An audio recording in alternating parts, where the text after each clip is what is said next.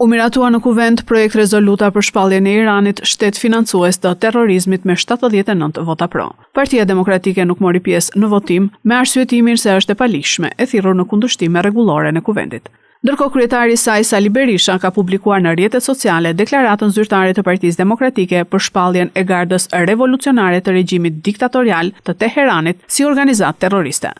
Kryetari i grupit të Partisë Socialiste Tauland Balla ju përgjigj deklaratës së Partisë Demokratike duke thënë se kushdo që ju ka urdhëruar nuk ju dashka të mirën ju dhe Shqipërisë.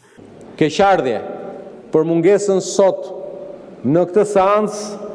të deputetëve të 3 grupeve parlamentare të opozitës,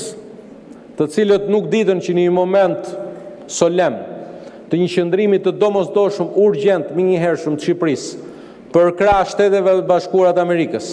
për krah vendeve anëtare të Bashkimit Evropian, sikurse përmenda Gjermaninë dhe Francën dhe plot vende të tjera, për krah një partneri të rëndësishëm si Mbretëria e Bashkuar, nuk dolën sot me interesin e vogël të javës të njoftuar për një tjetër protest pa krye, të vinin në seancën e Kuvendit të Shqipërisë dhe ta mbështesin këtë qëndrim i cili është i domosdoshëm, është urgjent dhe i nevojshëm. Deputeti i Partisë Mundësia Erald Kapri tha se kjo rezolut është servile dhe thjesht për të shpëtuar fatin politik të Ramës. Nëse kjo qeveri do të ishte vërtet perëndimore, do sillet si perëndimore, para se të silte rezoluta servile të këtij lloji, të cilat sigurisht ka një vlerë për të thënë botës